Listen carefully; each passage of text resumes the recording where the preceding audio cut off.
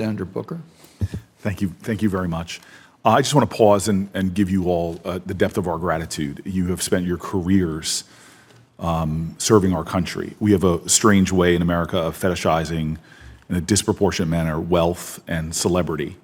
But the values that have made this nation as strong as it is are values of service, sacrifice, and humility.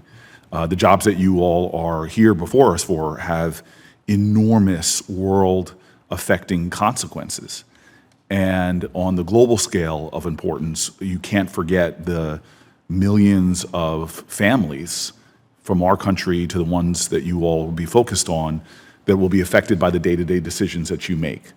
And so I just want to take a time to say I am humbled by the dedication you all have. Every senator here operates with our names in the paper, our faces before the TVs, but the work that you do is extraordinary. And I would be wrong if I did not point out that you don't do it alone. You all have, in your introduction, spoken of the families that support you, and they too are evidencing those great American values of service and sacrifice. And knowing the countries that you serve, and Ms. Smith, the work that you'll do, I just want you to know that as our tough questions have come, the truth of the matter is every senator here I know it has a profound sense of gratitude for you all dedicating your lives to this kind of work. Ms. Hallett, I will not ask you any questions. You've dealt with me a lot already. You should get combat pay for that, and I'm sure I'll see you again. Mr. Doug Jones, I have no questions for you because you share the name with one of my favorite senators I've ever served with, and out of deference to him, I won't ask you any questions. The rest of you, I think I have the one question for each of you. Starting with, and I want to pronounce your name right. Can you say it for me so I don't butcher it? Dashbach. Dashbach. You showed obvious obsequiousness by mentioning the greatest city in America in your opening statement, Newark, and so that will make me go a lot easier on you. But I'm really worried about the Sahel and extraordinary backsliding we're seeing with coups and violence. And I want to be candid with you. I left my recent trip to Nigeria and Ghana, moving to me personally, especially Ghana as an African American, but I left there really discouraged.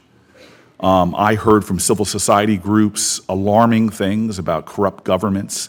I heard young people, cultural influencers, questioning why America is supporting these democratic governments that are not democratic. I heard people saying, well, maybe we need to go back to dictators.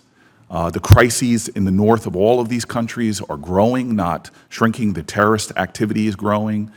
And I just would like to hear from you maybe some encouragement about what we could be doing in Togo and the region to better stop these trends that are moving against American interests of seeing democracy and freedom. Thank you, Senator. I couldn't agree with you more.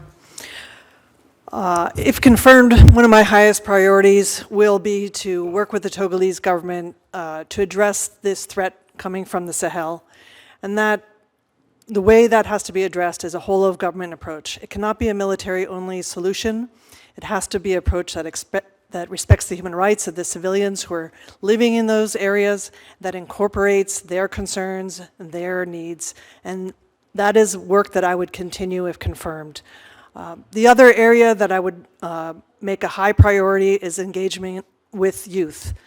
Togo's population is young and growing, and they're increasingly frustrated by the lack of dividends from democracy. And I'll pause there. I'm so happy to hear you say that, as we know that by 2050, 1 out of every 4 human beings on the planet will be in Africa. It is the continent that is going to explode in the latter half of this century in importance. And maybe with that, I want to go to Mr. Heath.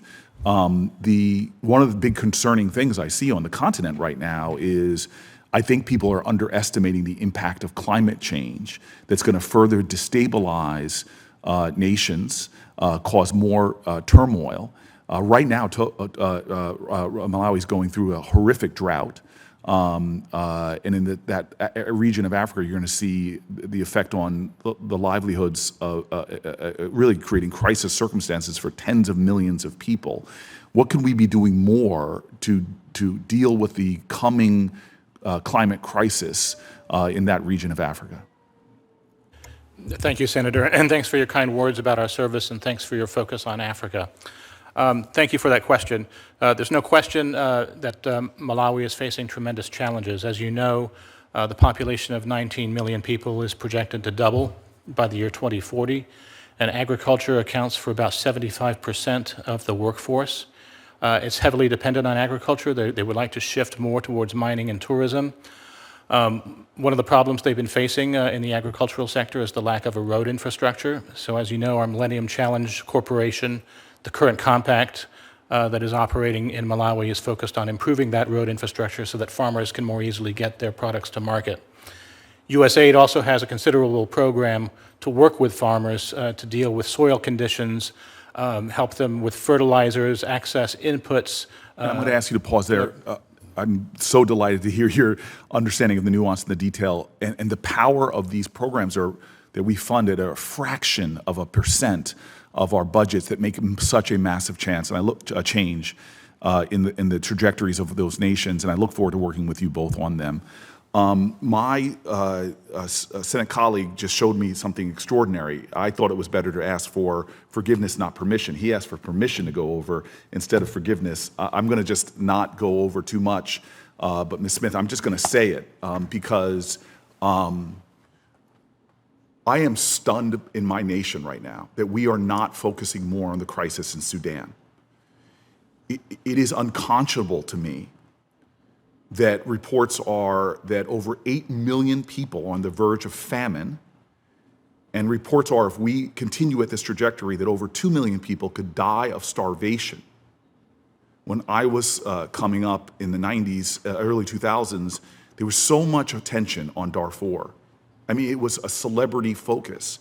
But now it's a blind spot in America that to the grievous suffering that's going on. I am hoping, and I'm grateful, obviously, for our special envoy Perriello's work. I'm really impressed. Every time I talk to State Department officials, I'm grateful for their thoughtfulness. But we must do more as a nation. We must do more as a government. And so I'll say no question, just to just want to speak to let you know this is a urgent crisis facing humanity right now, and it's fueled by global power competitions that are undergirding this conflict and accelerating it, acting as an accelerant to the death and destruction and famine.